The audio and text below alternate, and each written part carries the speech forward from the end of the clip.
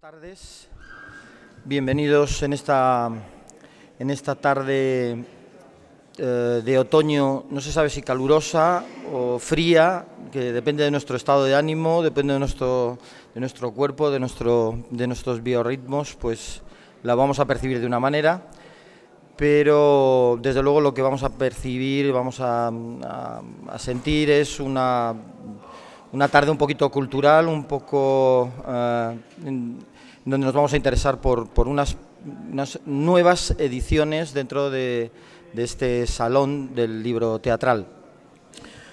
Me llamo Rafael Ruiz, soy director de la Real Escuela Superior de Arte Dramático, que colabora con la editorial Fundamentos en estas ediciones. Vamos a presentar tres ediciones nuevas y lo primero que quiero agradecer es a don Jesús Campos como director del Salón del Libro Teatral por posibilitar estos espacios donde, digamos, las editoriales, las publicaciones pueden ofrecer al público la presentación de sus trabajos. En concreto, las ediciones que van ustedes a escuchar, sus presentaciones, corresponden, como digo, a una colaboración entre la RESAD, la Real Escuela Superior de Arte Dramático, y la editorial Fundamentos. Por lo tanto, lo primero que hay que agradecer es a Juan Serrayer, que haya posibilitado, que haya hecho posible el hecho de que un departamento de publicaciones como la RESAD pueda colaborar con una editorial y abordar un tipo de publicaciones que a lo mejor no son posibles en otros ámbitos. Son publicaciones muy específicas que, digamos, tienen un interés para un público especializado, pero quizás para otro tipo de público puedan tener también un interés porque no son posibles de encontrar en otros lugares. En segundo lugar, es importante también agradecer el esfuerzo del Departamento de Publicaciones de la RESAD, porque no es fácil este esfuerzo de combinar un objetivo editorial con un objetivo pedagógico. Y al mismo tiempo a todos los profesores de la RESAD que desinteresadamente, un ejemplo es Yolanda Pallín o Pedro Villora, pues constantemente están ayudando, haciendo un esfuerzo, digo, desinteresado para que estas publicaciones, este esfuerzo editorial vaya adelante. Finalmente, sí quisiera hacer una pequeña mención a una actividad que se está realizando en el Salón del Libro Teatral y que creo que es una iniciativa que deben saber en tanto en cuanto es una realización de los textos mediante la palabra. Son unas lecturas dramatizadas que hacen alumnos de la RESAD, dirigidos por profesores de la RESAD, para que podamos escuchar esos textos y se conviertan en sonido, en voz y, por lo tanto, en imagen, en sentido. Esta iniciativa tiene, digamos, siempre hemos acostumbrado a hacer este tipo de actividades, pero lo especial que tiene este año es que por primera vez se conceptúan como prácticas de los alumnos gracias al plan de Bolonia. De manera que los alumnos tienen unos créditos por esos trabajos, por ese esfuerzo también, y por lo tanto, digamos que sirve no solo como una experiencia, como una práctica, sino que ellos lo reciben, hay un reconocimiento de esa labor en créditos académicos. Bueno, dicho esto, pasamos a lo que es la presentación en sí de estas nuevas ediciones, de estas nuevas publicaciones. En primer lugar, Vamos a escuchar las palabras de Yolanda Pallín, una profesora del Departamento de Escritura y Ciencias Teatrales, escritora, persona absolutamente implicada dentro de la pedagogía y la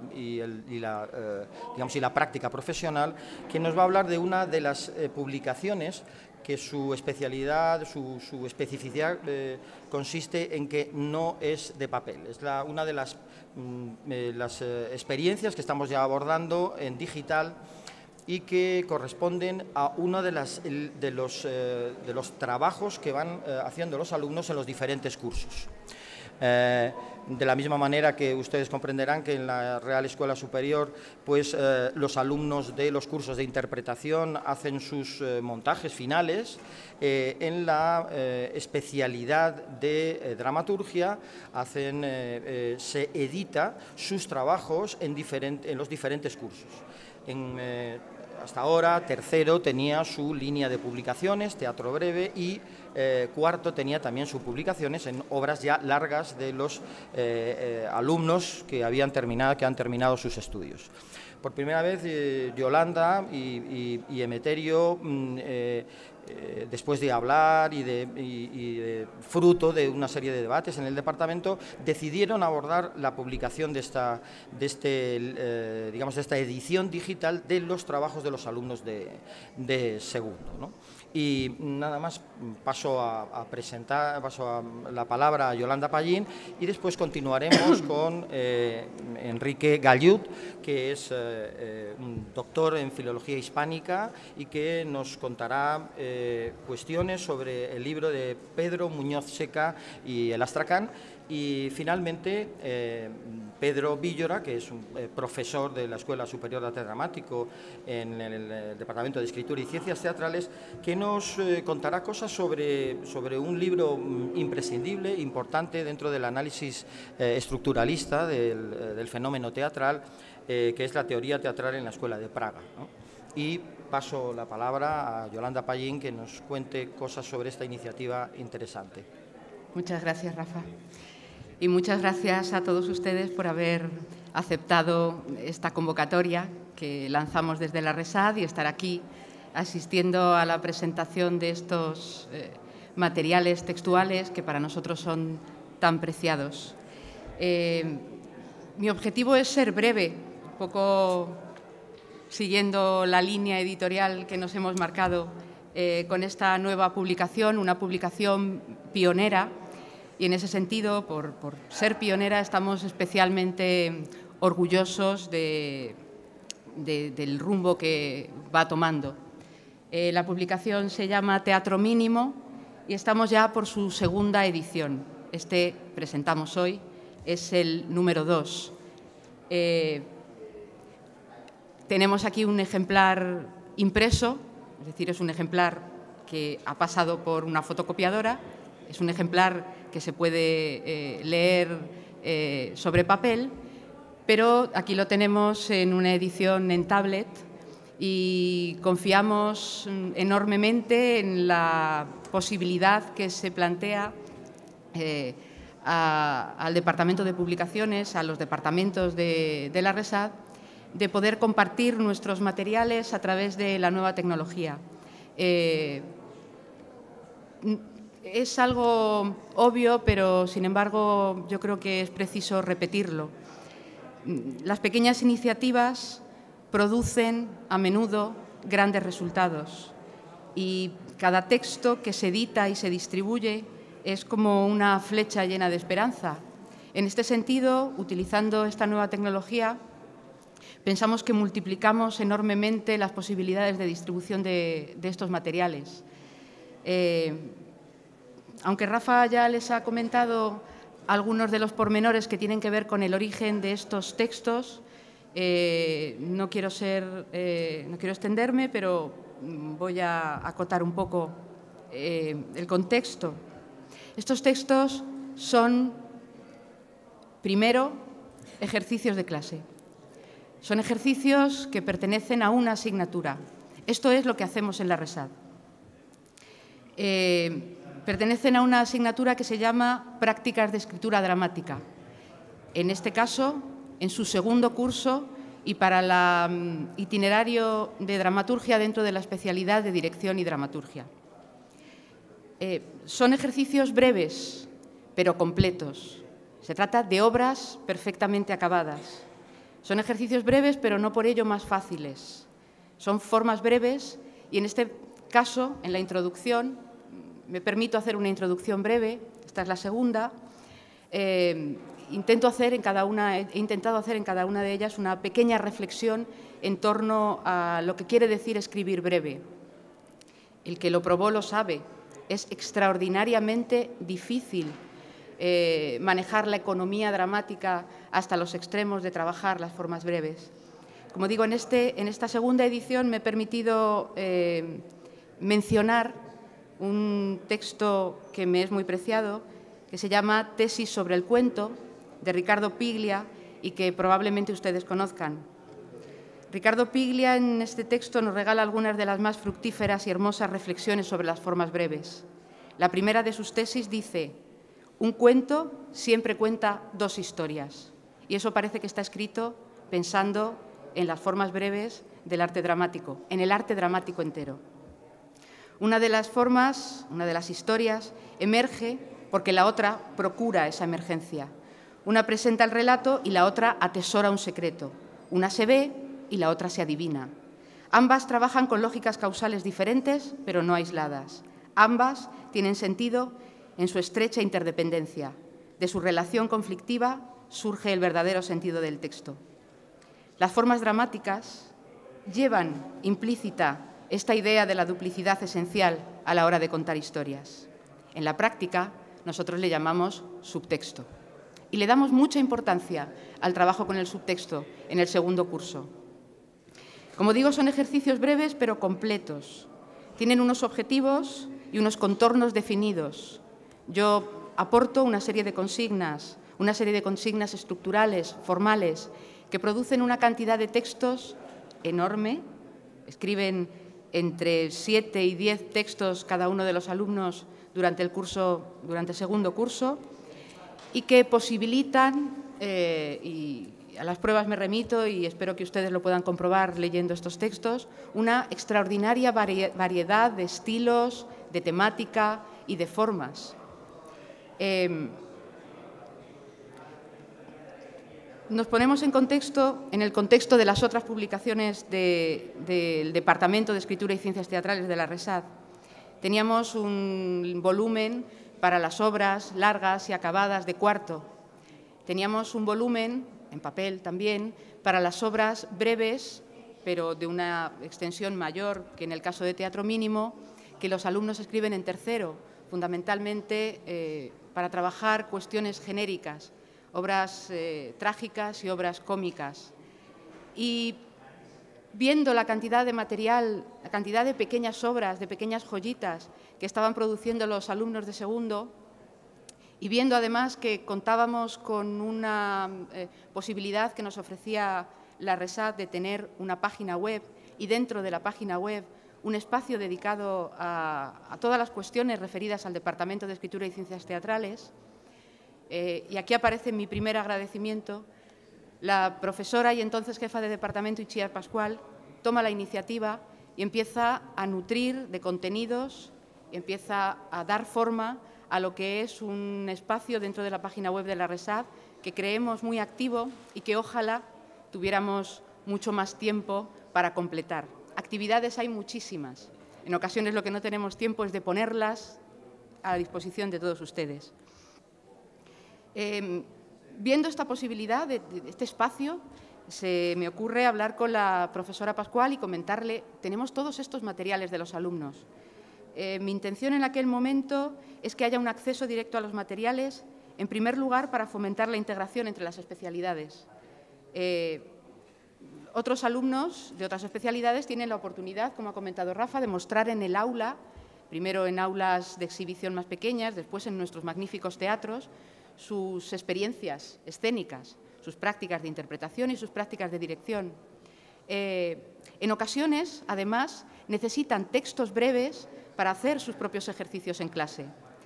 ¿Qué mejor manera que poner a la disposición de toda la comunidad educativa de la RESAD materiales que están surgiendo y ponerlos calentitos, ponerlos en la página web muy cerca del momento de su nacimiento. Itziar se entusiasma con esta idea y con ella se acerca al Departamento de Publicaciones, que es quien verdaderamente gestiona nuestro material en la página web. Y entonces tengo que dar mi segundo agradecimiento a Emeterio. Emeterio está ahí, es el alma y el jefe de nuestro Departamento de Publicaciones. Emeterio toma el toro por los cuernos y dice no, esto no puede ser solo colgar en este espacio unos textos más. Esto es una publicación y ha de tener una entidad propia. Y aquí estamos, una publicación magnífica, propiciada por el trabajo de nuestros alumnos y el trabajo de unos excelentes profesionales de la edición y de las publicaciones. Evidentemente, estamos en el segundo número, el proceso se va convirtiendo en algo cada vez más rico y más interesante para el departamento. Del propio departamento surge la idea de que haya un consejo editorial. De esta manera, el departamento se asegura la selección de entre los materiales que ofrecen los alumnos, una selección que respete nuestros principios de calidad. Se hace un trabajo a posteriori sobre los textos y se forma este consejo con la colaboración de los profesores Itziar Pascual y Pedro Villora, aquí presente, que es mi tercer agradecimiento. Hemos de agradecer su trabajo, ellos leen con amor, con dedicación, haciendo un análisis muy riguroso de los textos de los alumnos. Esto nos enriquece, además, como departamento, esto nos dota de herramientas para poner en común nuestro saber, para poner en común nuestra experiencia, para seguir avanzando en procedimientos pedagógicos, para seguir avanzando en esto tan difícil que es educar en arte.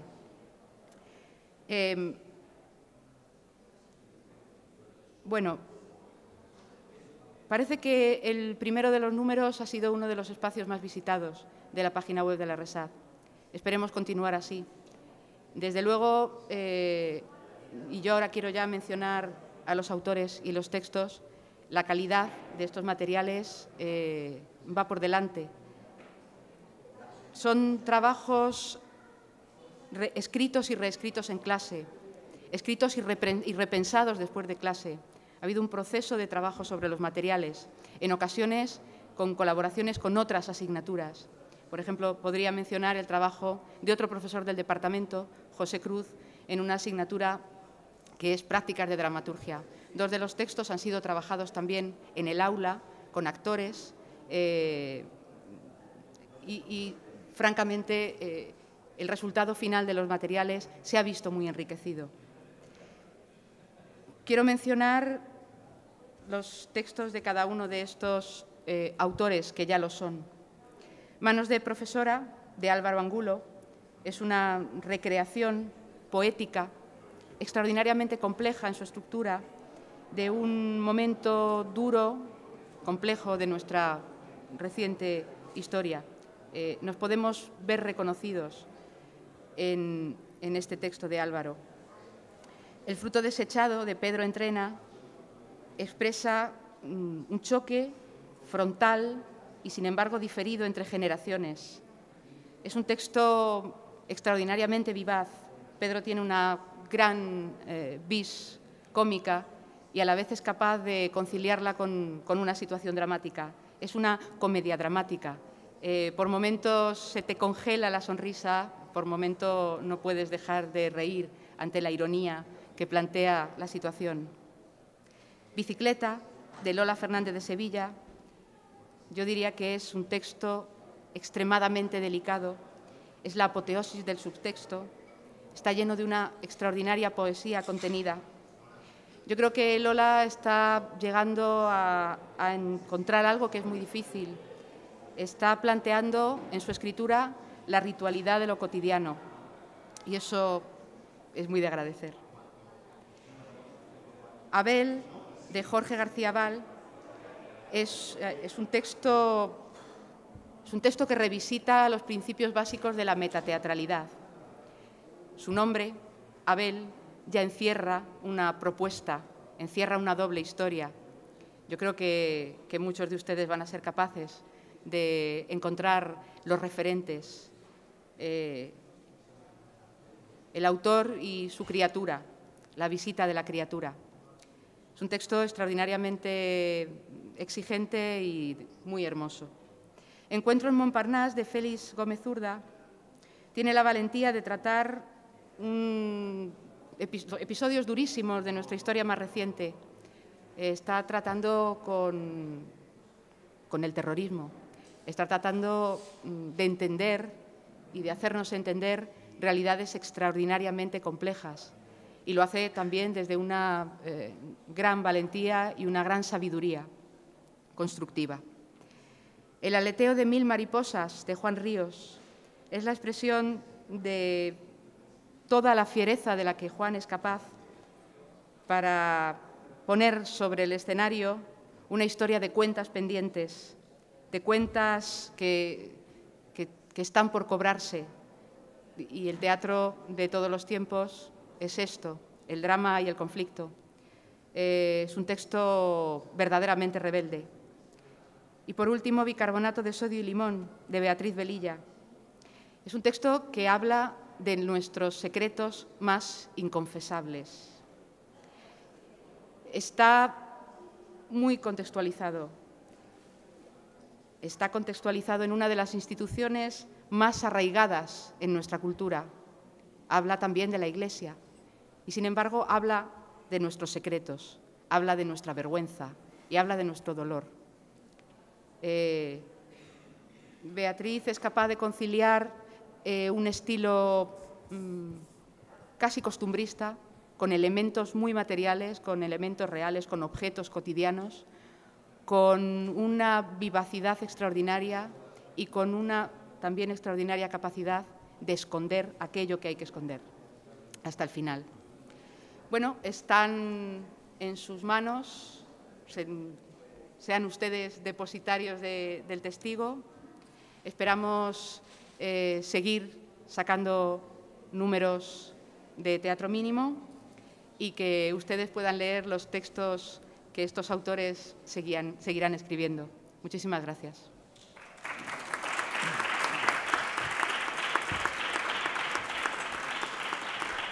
Bueno, están entre nosotros Juan Ríos, Pedro Entrena, Beatriz Velilla y Lola Fernández de Sevilla.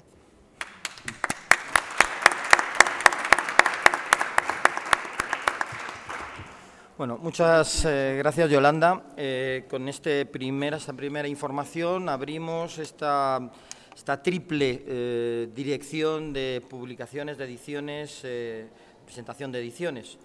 En segundo lugar, vamos a dar la palabra a Pedro Villora para que nos cuente un poco cosas sobre el libro Teoría teatral en la Escuela de Praga. Escrito por, recopilado y editado por Jarmila Jandová y Emil Bolek, profesores de la Escuela, la Universidad de Colombia y de la Universidad de Arizona, respectivamente. Cuando supe que se iba a editar este libro, realmente me hizo muchísima ilusión, porque me acordé de cuando, de que estuve persiguiendo uno de los libros antológicos de la literatura, los formalistas rusos en la literatura, me parece que es, ¿no?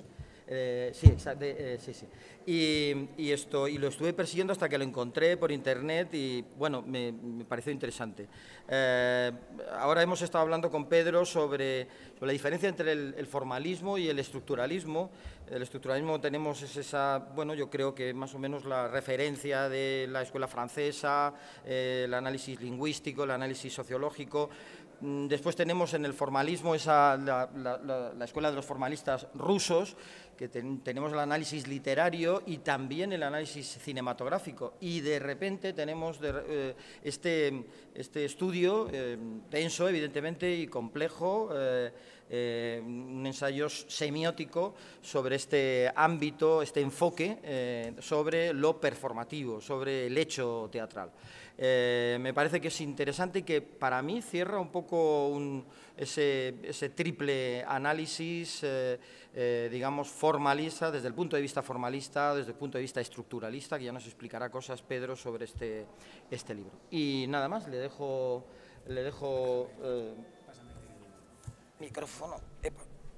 el micrófono a Pedro Villora, profesor de la Escuela Superior de Arte Dramático, del Departamento de Escritura y Ciencias Teatrales. Sí, yo como estoy en la RESAD y estoy en Madrid es por lo que me toca presentar este libro, porque efectivamente hacer que la profesora Jarmila Jandova, venga desde Colombia o el profesor Bolek desde Arizona, pues a lo mejor sería muy costoso y gravoso, pero indudablemente ellos son las personas que de manera más adecuada deberían hablar de este libro. Un libro que debo decir que la primera impresión para mí fue terrible. Terrible. Yo cuando me encuentro algo que se subtitula de la fenomenología a la semiótica performativa, se me cae el alma a los pies, sinceramente. Da igual, por mucha teoría de la literatura que yo haya estudiado y haya enseñado, sigue habiendo palabras que cuando me las encuentro en un contexto teatral o simplemente en un contexto artístico, me parece que están hechas no para comunicar, sino para dar la apariencia de que el entramado artístico es una especie de reducto de conocimiento que solamente unos pocos tienen derecho a acceder a él. Y como yo creo que el arte es totalmente distinto y el arte, si tiene sentido, es porque hay un público que es capaz de vincularse con él, este tipo de terminología me resulta especialmente abstrusa y antipática, cosa que en cuanto abrí el libro desapareció. Es un libro, como ha dicho, denso, pero la palabra denso no debe ser confundida con difícil. Es un libro de lectura extraordinariamente sencilla y sobre todo de aplicación práctica y que además nos enseña mucho de por qué se piensa y se hace el teatro hoy, como se piensa y cómo se hace. Ha hecho referencia Rafa a la importancia de Praga, por ejemplo, para el cine. Cuando he entrado he visto que hay un stand que está dedicado al mundo del títere. Bueno, me ha parecido un muy buen augurio, no sé si por utilizar terminología semiótica tendría que decir un indicio o algo así, del que íbamos a hablar sobre este libro. ¿Por qué? Porque, bueno, si algo caracteriza, entre otras cosas, al maravilloso teatro checoslovaco desde mediados aproximadamente del siglo XIX, 1860 y tantos, es justamente el uso del objeto, y el uso del objeto personificado, que en muchas ocasiones es capaz de sustituir el cuerpo del actor. Disculpa, Amparo, tú serás siempre insustituible porque eres una actriz, no hay ningún títere que sea capaz de ocupar tu lugar ni hacer tu trabajo. Pero es verdad que el teatro de títeres o el teatro de sombras ha tenido la capacidad de construir espectáculos en ese sentido performativo, de algo que está al margen de lo estrictamente literario, sino que tiene un sentido escénico, donde hay elementos que evidentemente no emanan de la realidad cotidiana, puesto que no salen del cuerpo ni salen del trabajo activo, en este caso, o actancial del actor, sino que sale del objeto que ha sido personificado. Y en ese sentido, el que sea tan relevante el teatro de títeres y el teatro de sombras en Checoslovaquia también me hace pensar por qué justamente en Checoslovaquia va a ser el sitio donde por primera vez se va a desarrollar una semiología teatral, es decir, un estudio de todos los elementos que conforman el espectáculo y no solamente aquellos que estén derivados o de la interpretación o de la literatura dramática. Pero además es que Praga no es solamente uno de los centros más importantes para este tipo de teatro, sino que los amantes del cine saben que la maravillosa Escuela de Praga es indispensable para entender justamente el teatro de animación, perdón, el cine de animación. Y no solamente el cine de animación, sino tendrá, cuando se produzca el deshielo, breve deshielo, en torno a 1966, una recuperación del actor, del personaje y también de la palabra en la puesta en escena cinematográfica con las primeras películas de Milos Forman, bueno, esas cosas que sabe la gente que sabe de cine. Es decir, Praga es un espacio especialmente culto y donde se han desarrollado las actividades escénicas de una manera que quizá en España no le hemos dado la suficiente atención. Y conviene que aparezca un libro como este para recordárnoslo. Mencionaba Rafael, el director de la RESAD, el estructuralismo. Ciertamente nosotros conocemos sobre todo el estructuralismo francés, aunque naturalmente no es en Francia donde nace, pero sí es en Francia donde eclosiona. Y también tenemos las distintas escuelas estructuralistas que se producen en Estados Unidos, sobre todo a raíz del exilio de Roman Jakobson, cuando los nazis invaden o se apropian de Checoslovaquia. Y él se ve obligado a marcharse a Estados Unidos junto a Lévi-Strauss y alguna otra gente. Bien, menciono a Roman Jakobson no por casualidad, sino porque él llega en 1920 a Praga, forma parte de una delegación de la Cruz Roja Soviética, y lo que en principio iba a ser una estancia más o menos breve se va a convertir en 20 años dedicado a Checoslovaquia, dedicado a Praga y dedicado al desarrollo del pensamiento a propósito del lenguaje y de las formas en este país, en esta ciudad. Bien, en 1926 se produce un encuentro esencial que va a cambiar la historia del pensamiento a propósito del arte, y va a ser el encuentro de Roman Jakobson con el profesor Willem Mathesius. ¿Por qué digo que esto va a cambiar la historia del pensamiento?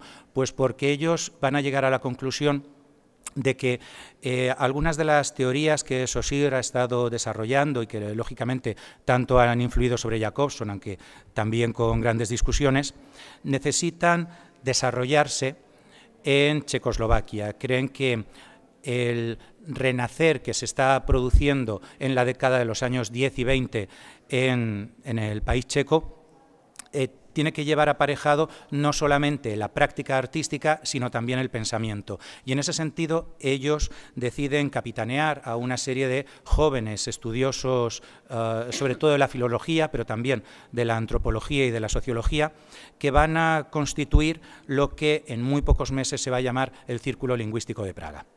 El Círculo Lingüístico de Praga nace oficialmente en 1926, y va a ser, por tanto, el espacio donde la Escuela de Praga, la Escuela Teatral de Praga, va a tener su raíz.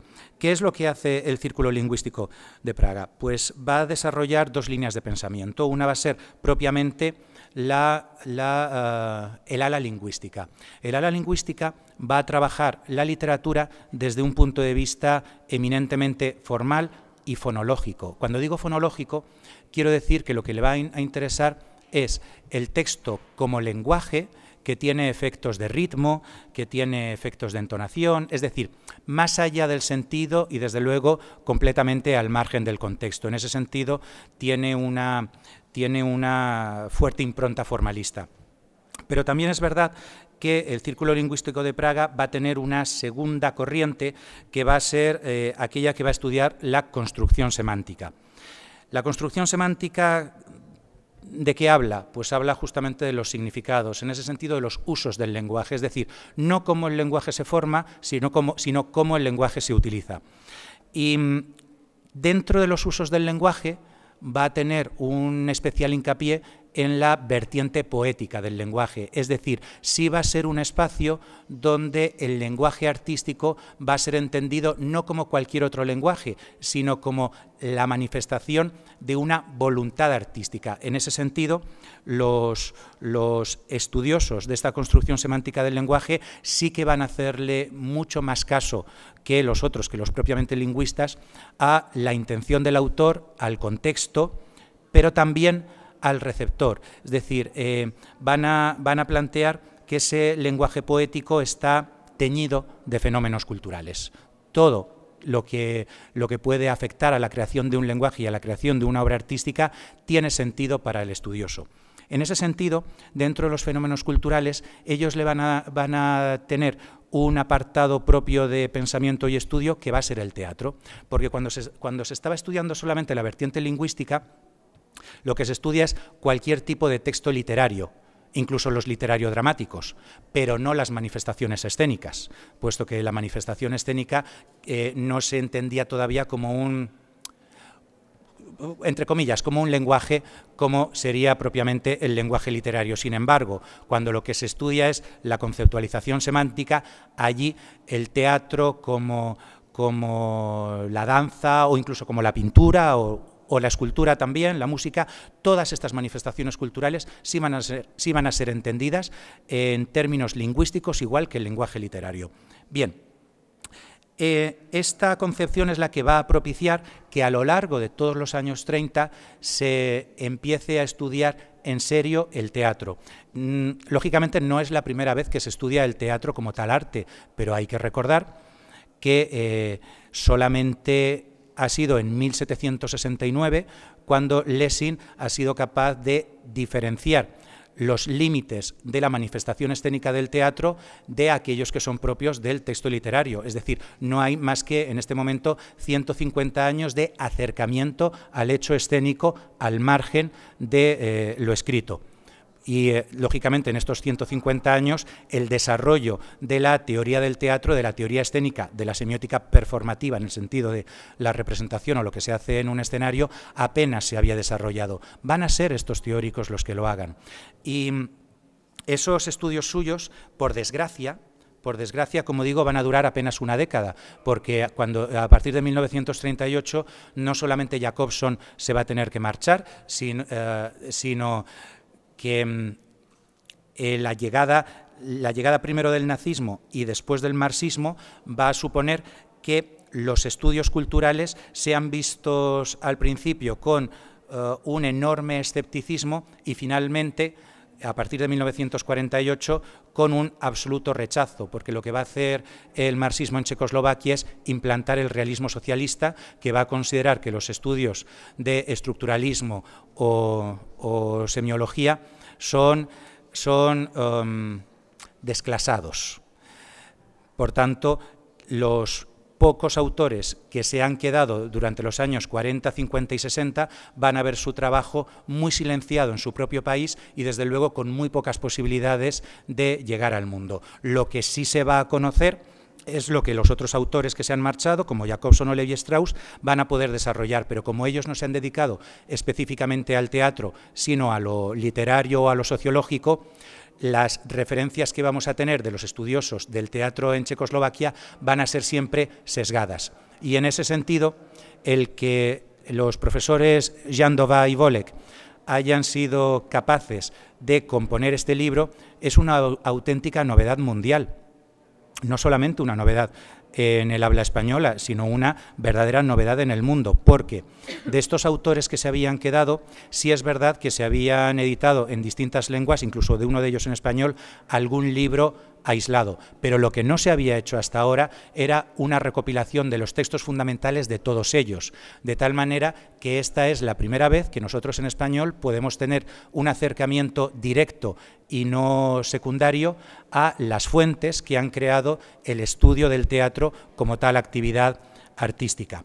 ¿Cuál es la figura clave de estos estudios?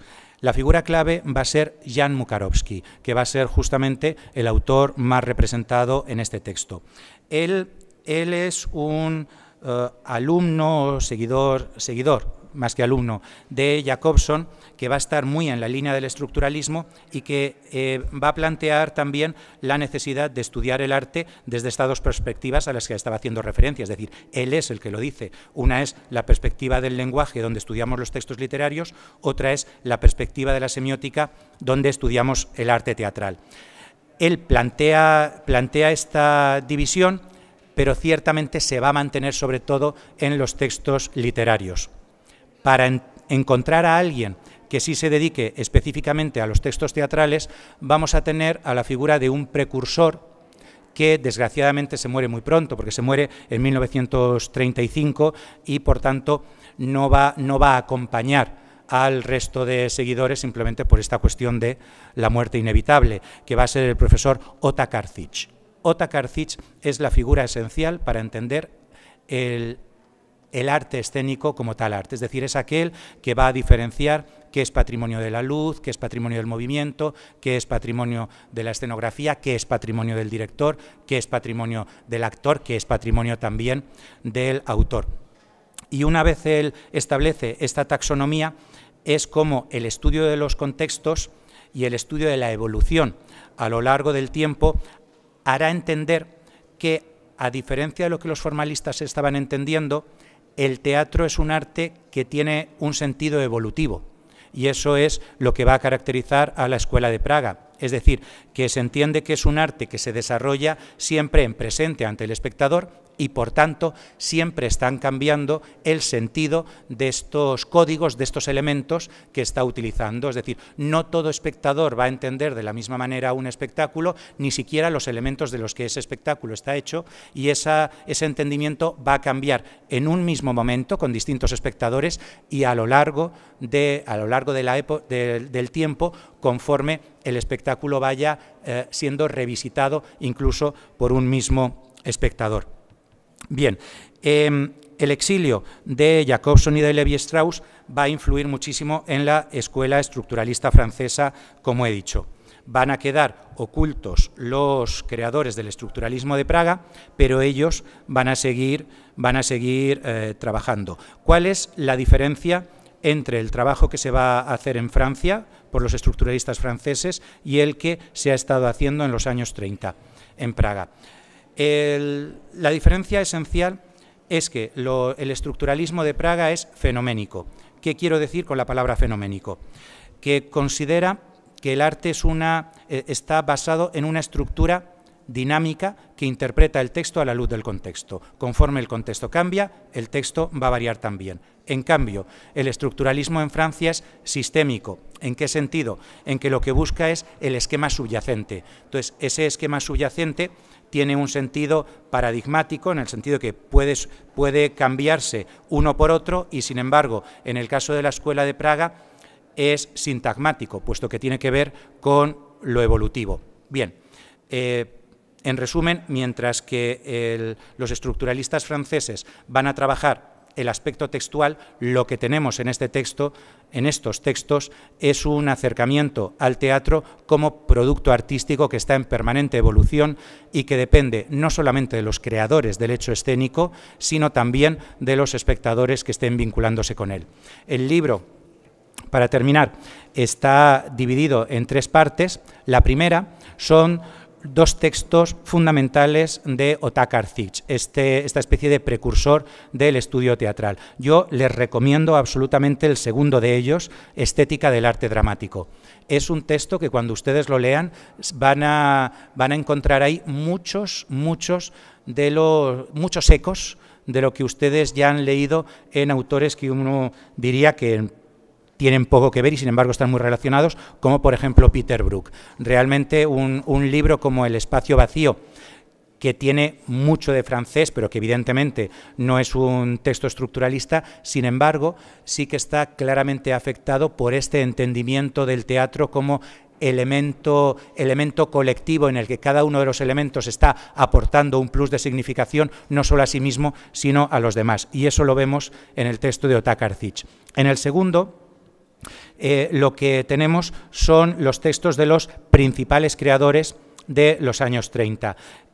No se los voy a citar, pero ahí van a encontrar ustedes referencias, por ejemplo, al teatro chino, referencias importantísimas al arte interpretativo de Chaplin, y justamente hay unas referencias a ¿qué entendemos nosotros en Chaplin que esté al margen de la palabra? La palabra aportaría, la palabra, si la tuviese Chaplin, en cambio, estaría quitando sentido. ¿De qué manera Chaplin tiene que trabajar el gesto, lo pantomímico, justamente no para sustituir, sino para recrear algo a lo que la palabra no podría llegar? Todo eso ustedes lo van a encontrar en esa segunda parte. Y la tercera son algunos textos de los que han continuado en ese periodo terrible de los años 40, 60, textos evidentemente mucho menos conocidos, menos trascendentes y que en algún sentido nos van a sorprender mucho porque hay una discusión acerca del sentido de emoción y de memoria sensorial en Stanislavski que tiene mucho que ver con ese último Stanislavski que también estaba oculto y que descubrimos que estaba oculto incluso en los propios países del otro lado del telón de acero. Pero también hay una interesantísima discusión, o mejor dicho, crítica a un texto de Umberto Eco en el que precisamente se dice qué pena que Umberto Eco no lea checo, porque si leyese checo habría podido darse cuenta que muchas de las cosas que él está diciendo de manera un poco sobrevolada a propósito del teatro, puesto que no sabe de teatro, el autor lo dice una y otra vez, sabe de literatura, pero de teatro no, están equivocadas y se habría dado cuenta si hubiese leído a nuestros precursores. Es decir, el libro Teoría teatral de la Escuela de Praga, a pesar de su subtítulo de la fenomenología a la semiótica performativa, es un texto realmente esencial para que podamos disfrutar con sentido del teatro como espectáculo, independientemente de lo que los autores hayan querido decir. Gracias. Después del enfoque pedagógico, el enfoque semiótico, llegamos a un enfoque de cómo nos las ingeniamos los autores para poder, cómo se las ingenian los autores para poder divertirnos.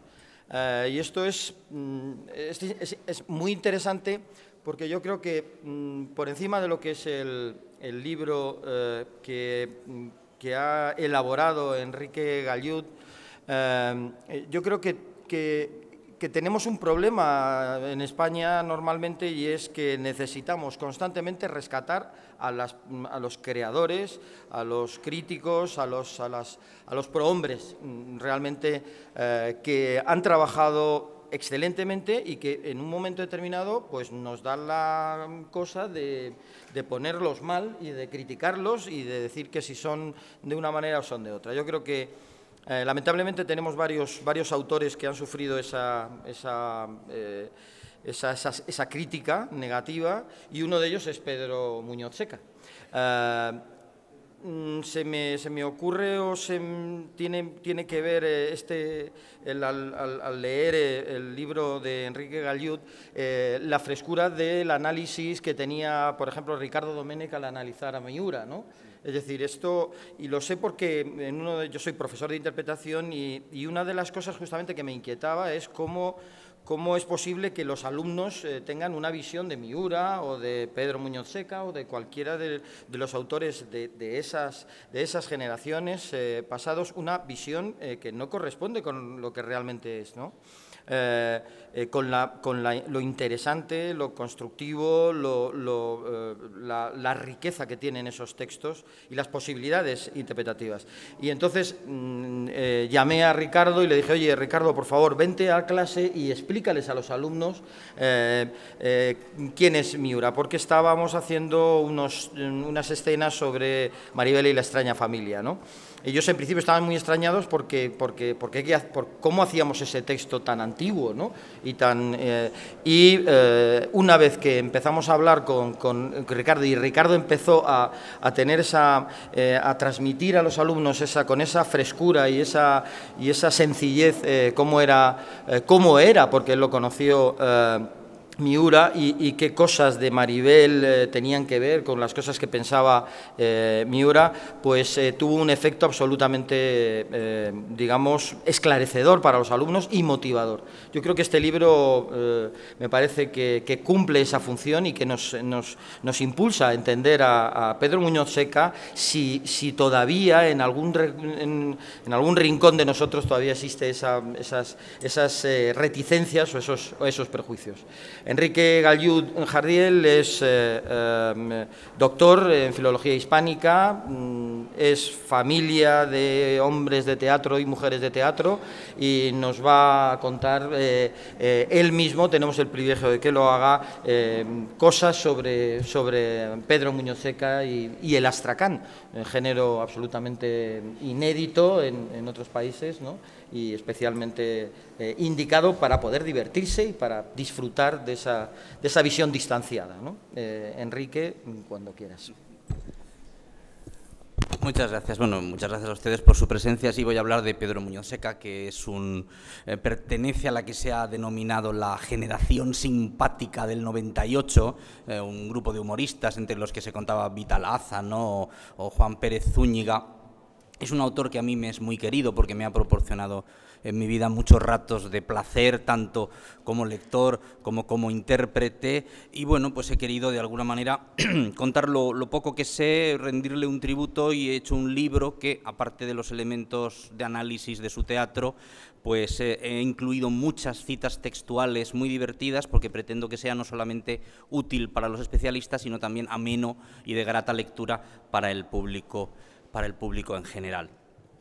Pero bueno, aparte de mi gusto por el autor, es que evidentemente había una laguna en estos estudios. Hay una biografía excelente, biografía de su vida únicamente, de Pedro Muñoz Seca, de José Montero Alonso, de los años 50, pero estudios sobre su teatro realmente no había cosas sueltas. Hay algún artículo interesante de Andrés Amorós, hay una edición crítica de La venganza de Don Mendo de Javier Huerta Calvo, muy buena. Hay algunas cosas sueltas interesantes, pero no había ningún estudio general de su teatro.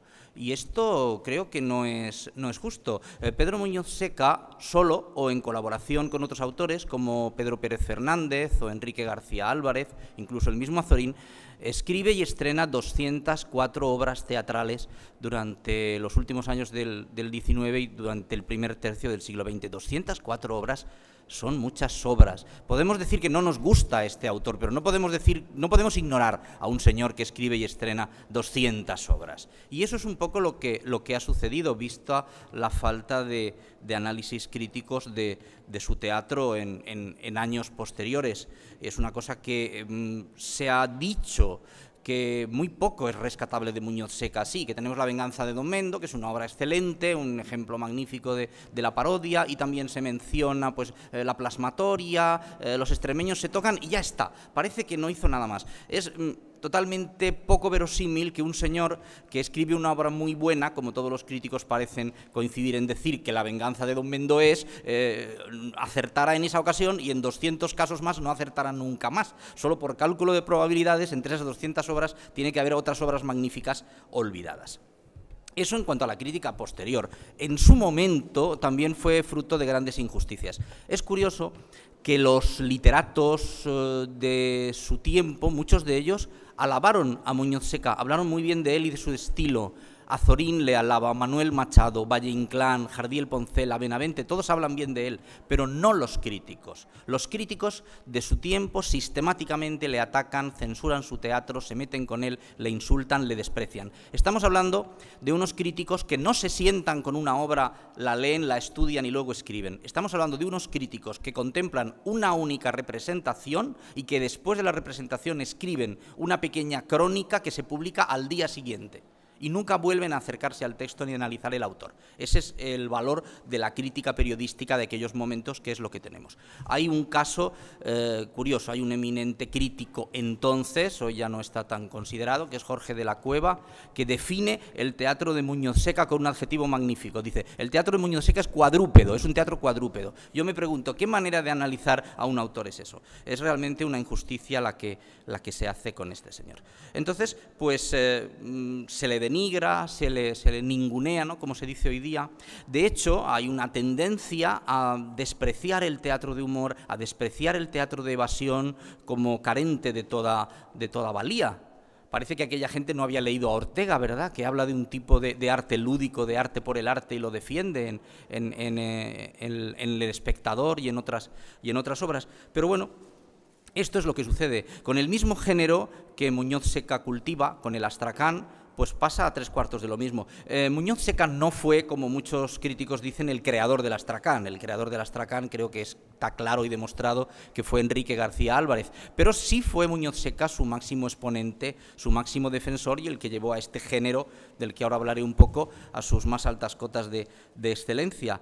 Pero fíjense ustedes que la misma palabra astracán que define a un género literario ha pasado a ser sinónimo de algo malo. Una astracanada es una patochada, es una obra mala, sin ninguna calidad. Fíjense cómo ha cambiado la terminología.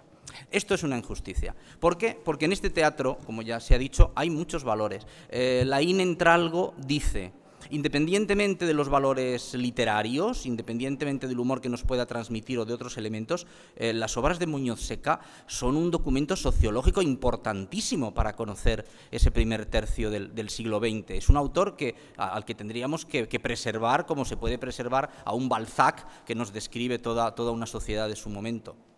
Y no solo eso, sino que yo me pregunto, ¿el teatro de Muñoz Seca es de evasión únicamente? Pues si lo analizamos en conjunto, veremos que no. En las obras de Muñoz Seca hay gran cantidad de elementos de crítica social, de crítica religiosa, de crítica política. En las obras de Muñoz Seca se pone en solfa al caciquismo, se critica la incultura del español medio, se critica la discriminación que la gente de las ciudades hacía con respecto a la gente de los pueblos, se critican los esnovismos de aquella sociedad, como por ejemplo el gusto por el ocultismo, ¿verdad?, la teosofía y el espiritismo, se critican las profesiones, se ponen de relieve las corruptelas de los distintos mundillos, del mundo del periodismo, del mundo del teatro mismo, del teatro por dentro, del mundo de la política. No son obras anacrónicas. Hay un ejemplo, hay una comedia que se llama El Gran Ciudadano, prácticamente creo que no se habrá vuelto a representar desde su estreno, que tiene un argumento muy curioso. Hay un señor que descubre en el palco de la ópera al presidente del Consejo de Ministros en intimidad con una señorita que no es su mujer, y entonces le hace un chantaje y le dice: hazme ministro, y después de que esté ya jurado el cargo, a las 2 horas, césame, porque yo no quiero ser ministro, yo lo que quiero es jurar el cargo para tener la pensión de ministro durante toda mi vida. Yo me pregunto si eso no es una situación que podría trasladarse al día de hoy. Si Muñoz Seca viviera hoy en día, probablemente escribiría algo sobre estos presos tan famosos, ¿no?, que aparecen últimamente en los periódicos y sobre todo la gente de su alrededor. Estos elementos de crítica están. Y no solamente eso, también hay que tener en cuenta, y la gente muchas veces lo desconoce, que Muñoz Seca escribe también obras dramáticas, altamente dramáticas, que quizá no tengan una gran calidad, pero que no desmerecen de las obras de Linares Rivas o incluso de muchas de Benavente en su momento. El astracán. Simplemente 2 palabras. El astracán es un género literario que intenta llevar los elementos cómicos y los recursos cómicos hasta su extremo. Tiene 3 características principales. Una de ellas es la creación de un tipo literario muy curioso, que es el tipo del fresco. El fresco es el señor que no tiene dinero y que a base de engaños, de timos, de inventos raros y de liar a la gente consigue ir sobreviviendo en una sociedad de mala economía, en una sociedad difícil, todo ello con una gran simpatía y con un gran humor. Es la versión moderna y urbana, por decirlo así, del pícaro nuestro de la literatura de toda la vida. Las comedias de Astracán giran en torno a una persona en una situación, en un mundo difícil, y cómo en vez de sufrir y en vez de angustiarse consigue sobrevivir a base de ingenio, a base de inteligencia y sobre todo a base de humor. Esta es una de las características principales del Astracán. Una segunda característica es la exageración de las situaciones. Se ha dicho que es un teatro en donde no importa lo que pasa, sino únicamente cómo se cuenta aquello que pasa. Esto no es cierto. Las situaciones argumentales que se presentan en el Astracán son muy originales. Muchas de ellas no se han tocado antes. Se lleva al extremo cualquier situación mediante el recurso de la exageración pura, mediante el recurso del equívoco, mediante el recurso de la inversión de situaciones, y se llegan a planteamientos argumentales muy curiosos. Y la tercera característica, por así decirlo, que define a este género, pues es el empleo del humor verbal, de los recursos lingüísticos. Y en esto Muñoz Seca es maestro absoluto. Hace juegos de palabras con todas las cosas imaginables, con nombres, con apellidos, con siglas, con nombres comerciales, con refranes, con modismos, con barbarismos, extranjerismos, neologismos, cultismos, lo que ustedes quieran. Hay una gran cantidad de elementos de humor verbal que yo intento analizar en el libro y que el público esperaba, que el público sabía que iban a aparecer y que funcionan de una manera clara. Claro, que el humor verbal siempre ha tenido también mala prensa. Se considera que el chiste que haces sobre un apellido o sobre un nombre pues es algo, es mala literatura, son recursos fáciles, pero me gustaría contarles un ejemplo para que vean ustedes cómo este señor con su maestría trata este tipo de recursos. Hay una obra en donde se habla de un personaje que no ha aparecido todavía, que no puede pronunciar bien la R, que tiene un defecto de habla, que pronuncia mal la R y por eso al oírlo suena divertido. Y me dirán ustedes, qué recurso tan malo, qué recurso tan simple, tan primario, tan facilón. Bien, ¿qué hace Muñoz Seca con este recurso? Hablan de este personaje que no puede pronunciar bien la R, el público está esperando que llegue. Cuando el personaje aparece en escena, la atención del público sobre la obra se cuadruplica. El público se interesa mucho más porque quiere ver, a ver cómo pronuncia este señor mal la R y nos reímos. Y durante toda la obra el personaje no pronuncia la R ni una sola vez. Pero la atención del público no baja. Él no pronuncia la R, pero todo el público está expectante diciendo, ahora dirá algo y nos reiremos. No la pronuncia. Bien, pero la cosa no acaba ahí. Claro, no solo el público el que espera este efecto cómico, los personajes también lo esperan. No ha pronunciado la R. Y entonces al final de la obra, otro de los personajes, que es un empresario, le dice a este señor, usted no tiene trabajo, ¿verdad? Usted está en el paro. Sí, señor, efectivamente. ¿Quiere usted trabajar para mí? Sí, señor. Pues mire, le contrato ahora mismo. ¿Quiere usted ser mi secretario con tantos duros de sueldo? Sí. Bien, pues ¿puede usted empezar ahora mismo? Sí. Bien, pues voy a dictarle una carta, por favor, escriba. Y entonces el empresario le dicta una carta llena, como ustedes comprenderán, de R's. El otro fielmente va tomando notas y entonces el empresario le dice, ahora por favor, delante de toda la concurrencia, léamela en voz alta. Y entonces él lee la carta y no hay ninguna R. Ha sustituido toda aquella carta por sinónimos y no pronuncia ninguna R. Bien, pero es que la cosa no acaba ahí. Entonces el personaje dice, ustedes querían reírse de mí porque pronuncio mal la R, ¿no es así? Bueno, pues sepan ustedes que no son los únicos. Esto me ha pasado a mí desde la niñez. Yo he sufrido una discriminación desde pequeño por este defecto que no es culpa mía.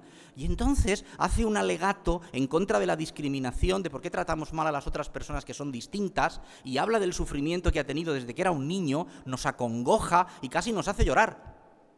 Y convierte Muñoz Seca no solamente un recurso humorístico en un recurso humorístico estirado a lo largo de una obra, sino que lo convierte en un recurso dramático y con el mismo efecto consigue hacernos reír y luego consigue hacernos llorar. Yo eso es lo que llamo maestría teatral y dominio de la técnica. Y bueno, pues poco más me queda por decir. Muñoz Seca plantea una visión del mundo alegre. Él era una persona alegre, él tenía su visión placentera de la vida, desarrolla en sus obras pues una teoría del optimismo. No sé si será demasiado, pero podemos decir que hay una teoría del optimismo que empieza en Demócrito y pasa por Leibniz y acaba en Pedro Muñoz Seca, ¿no? Aunque pueda parecer grotesco.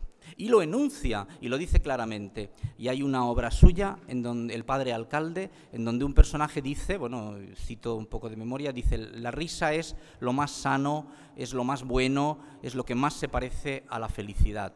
Lo único que hay en este mundo que merezca la pena, aparte de una buena mujer, es una buena carcajada. Y todos aquellos que provocan la carcajada con su arte, con su ingenio, con su gracia, merecen la gratitud de las gentes.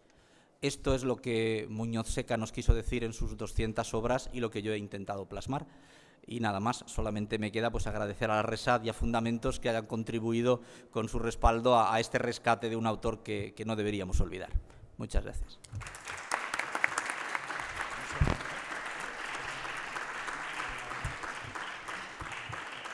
Bueno, un extraordinario profesor que tuve sostenía una cosa que puede ser discutible, pero que las cosas no existen mientras no nos las cuentan, ¿no? Mientras no se señalan. En ese sentido podemos dar las gracias a Yolanda Pallín, a Enrique Gallut y a Pedro Villora, porque estos libros ya existen porque alguien nos los ha contado.